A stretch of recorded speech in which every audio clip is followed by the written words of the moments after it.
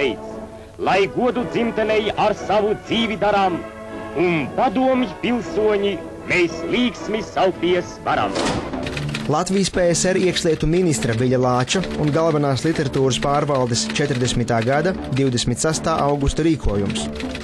Uzdod visiem tautas milicijas priekšniekiem, saziņā ar vietējo kompartijas organizāciju komitejām un vietējo sarkanarmijas daļu politiskajiem vadītājiem 10 dienu laikā no šī rīkojuma publicēšanas izņemt no apgrozības tirgotavās, antikvariātos, bibliotēkās un kioskos visas beletristiskās, zinātniskās, praktiska satura grāmatas, žurnālus, brošūras, skrejlapas, pastkartes, dziesmas, gleznas un citus poligrāfiskos ražojumus, kuru saturs pretējs padomju iekārtai vai marksistiskam pasaules uzskatam.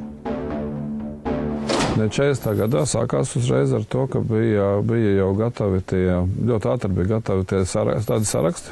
Nemaldos, 8 sējumi uzreiz bija gatavi, kur bija vienkārši grāmata pēc grāmatas, pēc sarakstu vajadzēja vienkārši iet un tie iet ārā. Un tad jau bija arī tās vispārējās direktīvas, visa periodika, tad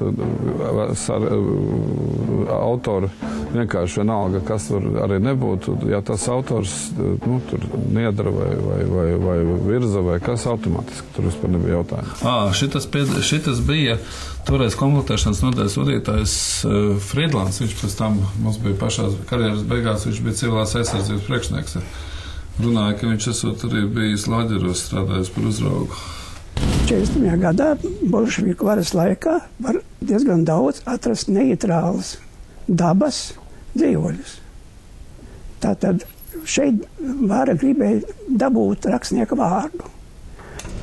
Mūsu dzeidari padomju Latvijai. Ne jau veltīgi druvas asinīm slaka, ne jau veltīgi cīņas aizrāva mūs. Ticot rītdienai, katra dzīsliņa saka, padomju Latvija bija un būs.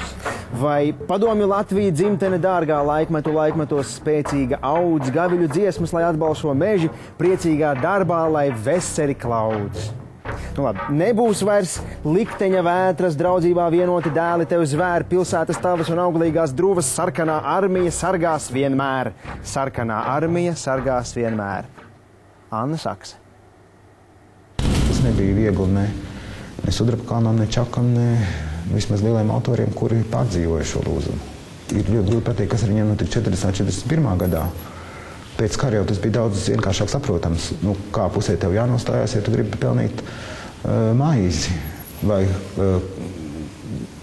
ja kāds gribēs, tad kurā pusē tev piespiedīs nostāties. Šai dienā latvietis sveic brīvās tautas no rietumiem līdz tālām rītu jūrām. Pie karoga viņš zvērot roku liek,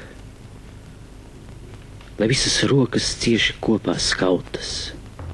Sudrabkalns vispār ir traģiska personība. Viena no traģiskākajām. Un viņš, cik es viņu pazinu, diezgan daudz kopā bijām.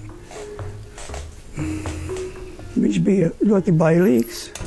Tas šķiet ar granītā vai marmorā varoņu tēlu, bet audējs auž krāsainas dzīves vies, un dzīves vies un mies, lielas un sīkas aizrit ainas, un dzīve mainās, ainām nav gala.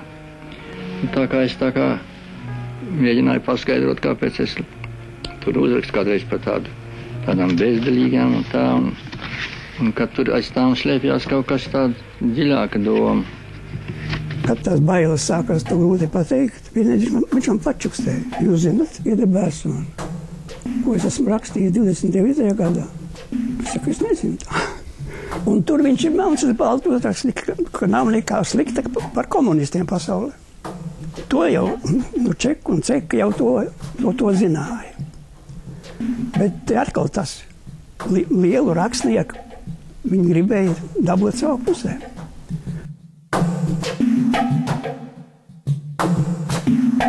Kaut kur 47. gadā Maskavā un Ļeņingradā notika viss šie ideoloģiskie Ždanova uzbrukumi. Tad jau meklēja šī tādas arī te visādas pa vietām. Čakam ieņēma grāmatu zem cēlās zvaigznes, ja es nemaldos. Tā gan bija tīri padomju dzēja, bet vienalga. neuzskatīja par pietiekami pareizi.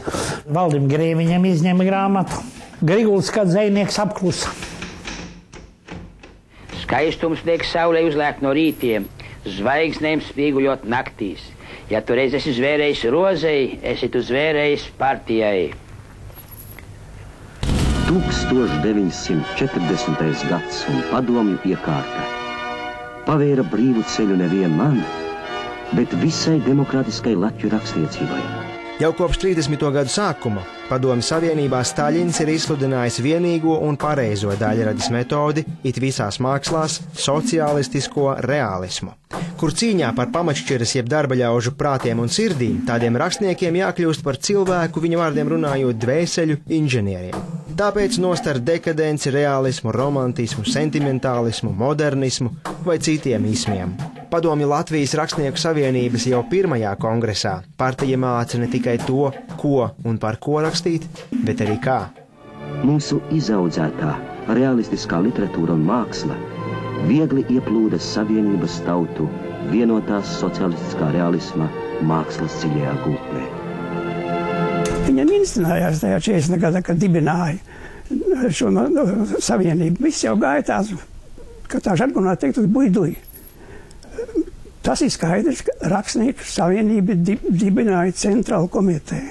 Tā bija politiska ievirze. Tur jau bija daudz vecās paudzes rakstnieku. Tagad jūs varbūt neticat, ka Kārlis Skalbe, Pēters Ērmans bija Latvijas Rakstnieku savienības biedri. Kārlis Skalbe. Viens no lielākajiem Latvijas patriotiem, viens no niknākajiem antikomunistiem. Mazās piezīmes, ja tu atcerās visu, ja? Vai tad to tā pirmies 8 gāja uz kompromisu. Skalbe vajag dabūt mūsu pusē. Un tagad es pateikšu vienu secinājumu. Kad bija represijas, neizveda nevienu Latvijas Padomju Rakstnieku Savienības biedru. Tā kā tas savā ziņā bija tā kā aizseks.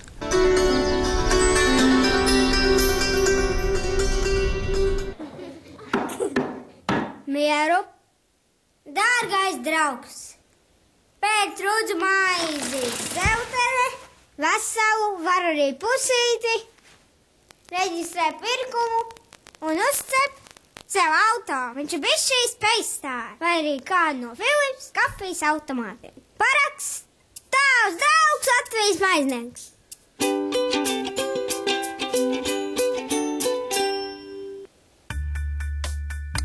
Atradi auto, kuru vēlies pirkt? Ienāc Mogo LV, norādi auto datus un uzzini, kā saņemt Mogo līzingu. Auto iegādēji, brauc ar jauno auto tajā pašā dienā.